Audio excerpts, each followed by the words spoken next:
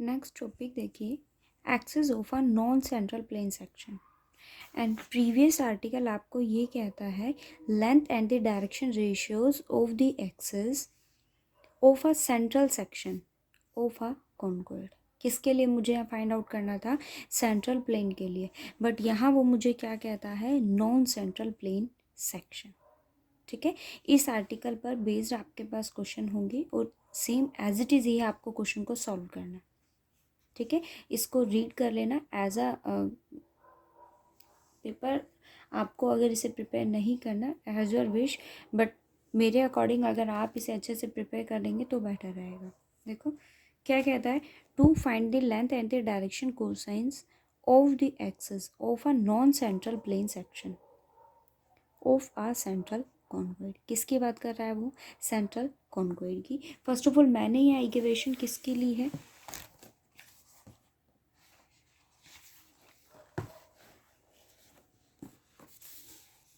कॉन्कोइड की इक्वेशन मैंने यहाँ ली है a x square plus B Y square plus C Z square which is equals to 1। ठीक है, एक प्लेन सेक्शन की बात होगी तो मैंने एक प्लेन सेक्शन भी ले लिया, बट उसने मुझे क्या कहा है? नॉन सेंट्रल प्लेन सेक्शन ना। देखो आर्टिकल में आपको हेडिंग में ही गिवन है axis of a non central plane section. It means let the equation of the plane not passes through the centre. वो आपके पास सेंटर से पासिस थ्रू नहीं है।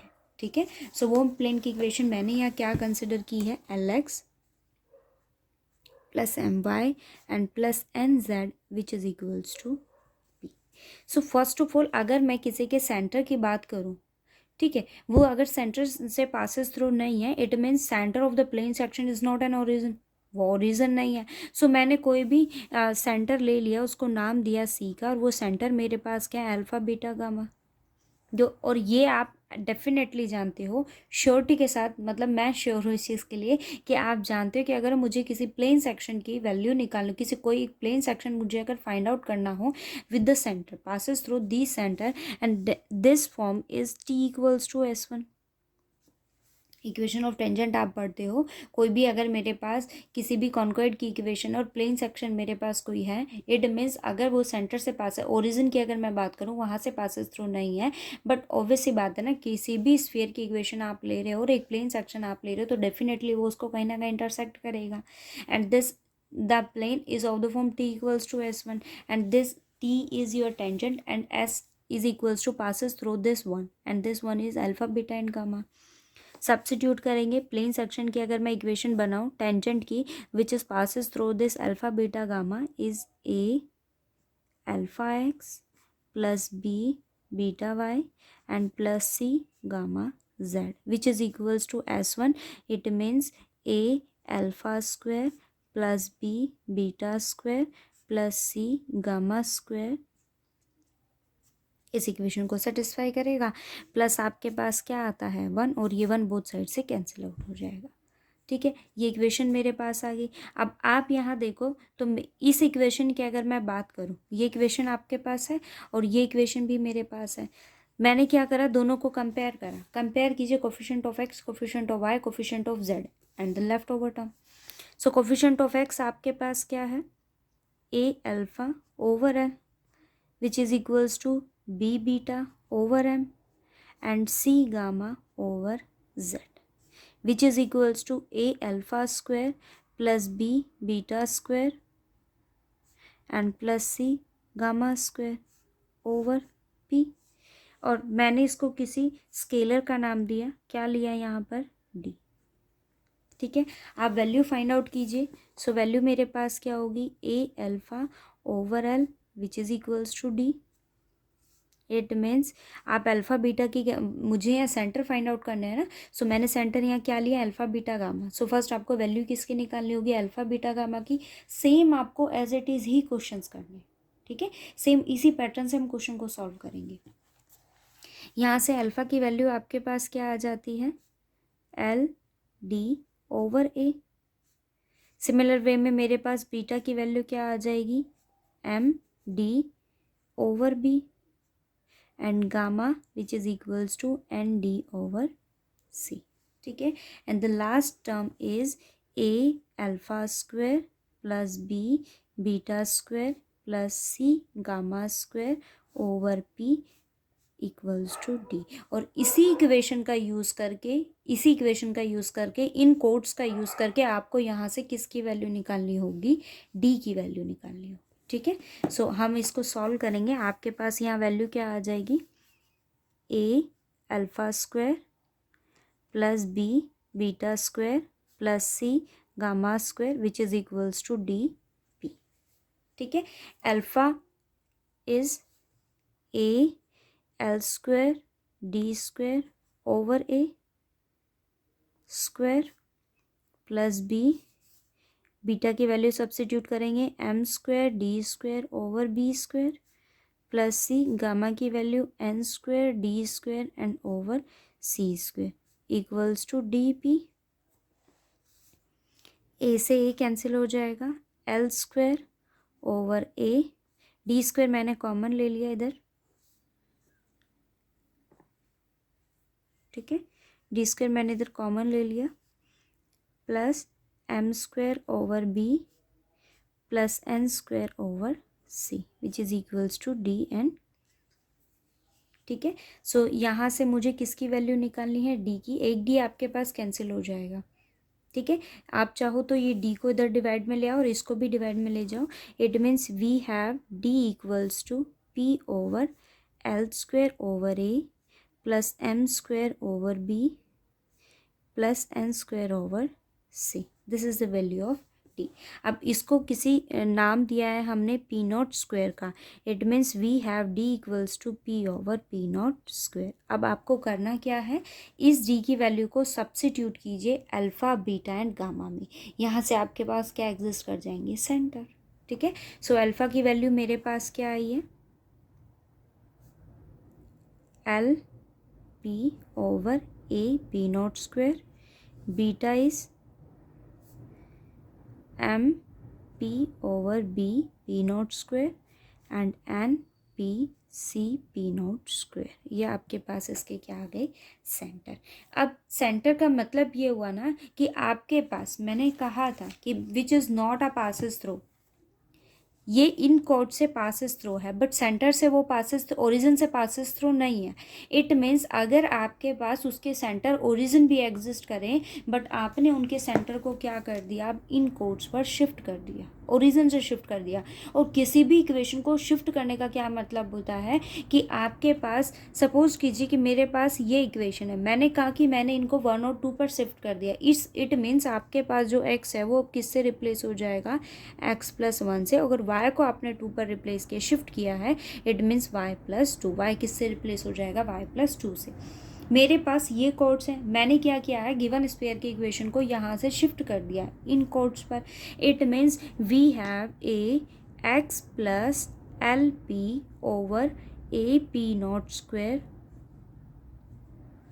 Plus B Y plus M P over B P not square plus C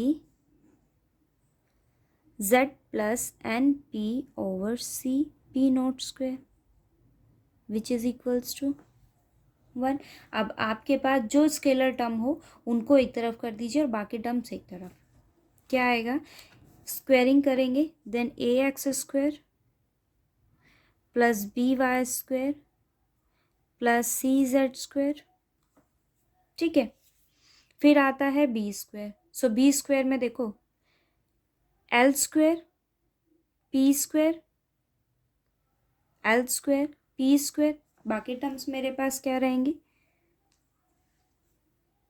A l square P square a square and P not raise to power 4 plus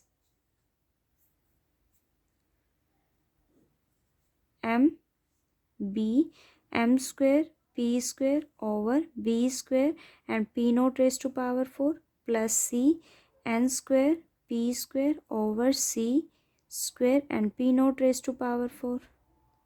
ठीक है, और फिर आपके पास क्या आएगा, 2ab। सो 2ab की फॉर्म मेरे पास क्या बनेगी, p over A sorry p not square, सब में कॉमन होगा। सो मैंने किसको कॉमन लिया, 2ab है, सो 2p पी नॉट स्क्वायर, क्या टर्म मेरे पास रहेगी यहाँ पर, एल, ए से ए कैंसिल हो जाएगा, टू ए बी की फॉर्म में l x plus M Y plus N Z which is equals to 1, ठीक है। ए स्क्वायर बी स्क्वायर और two a b, so two a और ये बी, ठीक है। इस ए से ये कैंसिल हो जाएगा, एक्स एल के साथ रखा, बाकी जो टर्म्स थी उसको मैंने कॉमन ले लिया, ठीक है। तो अभी ये इक्वेशन मेरे पास बनी है। अब मैंने क्या करा है यहाँ पर, देखो पी नॉट एंड जो टर्म आपके पास कॉमन आती है उसको बाहर ले लेंगे, और यहाँ मेरे पास l x plus M Y plus N z ये इक्वेशन है। तो देखो क्या आपके पास टर्म बनती है, a x square plus B Y square plus C Z square plus two P over P not square l x plus M Y and plus N z, ठीक है। यहाँ मेरे पास टर्म क्या है, p square and P not square को मैंने बाहर रखा, एक ए से आपके पास एक ए टर्म कैंसिल हो जाएगी, बी से बी एंड सी से c, l square over a, m square over b and n square over c, बाहर क्या आ जाएगा, p square over P not raise to power 4, ठीक है। बाहर क्या आया, p square over P not raise to power 4, अंदर मेरे पास क्या है, l square over A plus M square over B plus N square over C which is equals to 1, ठीक है। A x square plus B Y square plus C Z square plus two p not square l x plus M Y plus N z, और इसको हमने क्या माना है, P not square, ठीक है। सब्स्टिट्यूट करेंगे यहाँ पर, पी स्क्वायर ये वैल्यू मेरे पास किसकी है, पी नॉट स्क्वायर की, अब ये एक टर्म आपके पास कैंसिल आउट हो जाएगी, P square and P not square which is equals to 1, ठीक है, ठीक है।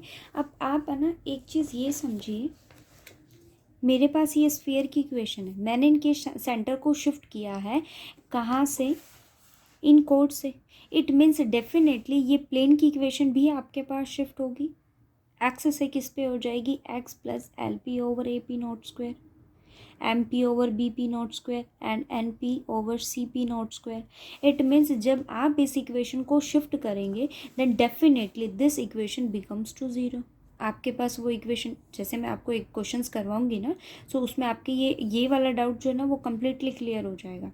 आप क्या करोगे, प्लेन की इक्वेशन और स्फीयर की इक्वेशन को शिफ्ट कर देते हो, then definitely the equation of the plane shift to 0, मतलब ये इक्वेशन जो है वो आपके पास क्या फॉर्म करेगा, 0 फॉर्म करेगा, ठीक है। आप वहाँ से इक्वेशन बनाओगे तो वो डेफिनेटली आपके पास क्या फॉर्म कर जाएगा, 0 फॉर्म कर जाएगा।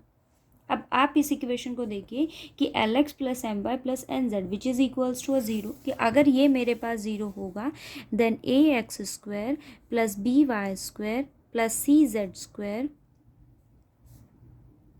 Plus P square over P not square which is equals to 1 because this becomes to 0, ये आपके पास डेफिनेटली 0 बनेगा, ठीक है। आप क्वेश्चन करोगे ना तो जैसे जैसे आप क्वेश्चन करोगे तो आपको पता चल जाएगा, डेफिनेटली ये इक्वेशन आपके पास जैसे ही शिफ्ट होगी दिस बिकम्स टू 0, ठीक है। अब आप देखिए क्या आया, a x square plus B Y square plus C Z square which is equals to 1 minus p square over P not square and we named it some scalar k square, मैंने इसको किसका नाम दे दिया, के स्क्वायर का।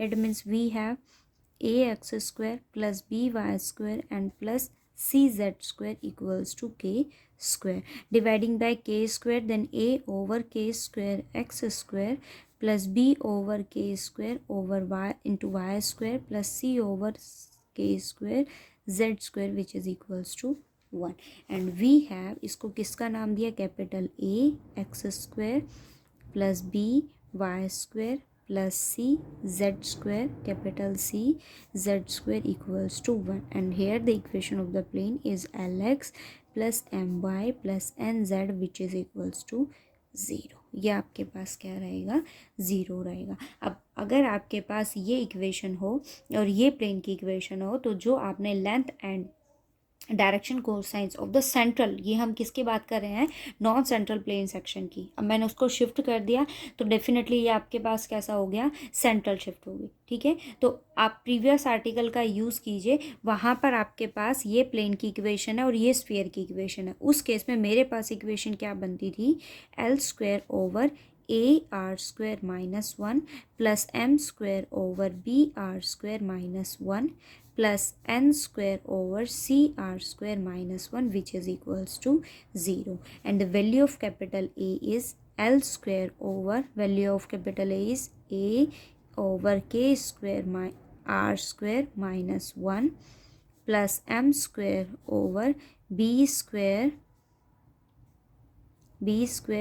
R² over K² B plus n² C by K² R² minus 1, which is equals to 0। इसको आपको solve करना है। ये इक्वेशन थी, ये आपका सॉल्यूशन था। ठीक है, मेन जो नॉन सेंट्रल एक्सिस के लिए आप, नॉन सेंट्रल प्लेन सेक्शन के लिए आप निकालोगे, वहाँ फर्स्ट ऑफ ऑल आपको करना क्या है, एक इक्वेशन प्लेन सेक्शन की आपको बनानी होगी जो किस फॉर्म का होता है, T=S1 फॉर्म का। यहाँ से आपको नए कोड्स मिलते हैं, वो नए इक्वेशन जो होगी वो नए सेंटर पे शिफ्ट हो जाएगी। यहाँ नए सेंटर की इक्वेशन उसके फॉर्म में बनाइए और सिंपली जो आपने प्रीवियस मतलब 10.1 जो आपने की है उसके अकॉर्डिंग आपको इक्वेशन के कॉर्ड्स निकालने हैं। ठीक है, आप अच्छे से इस आर्टिकल को रिवाइज करना, हम कल इसके एग्जाम्पल करेंगे।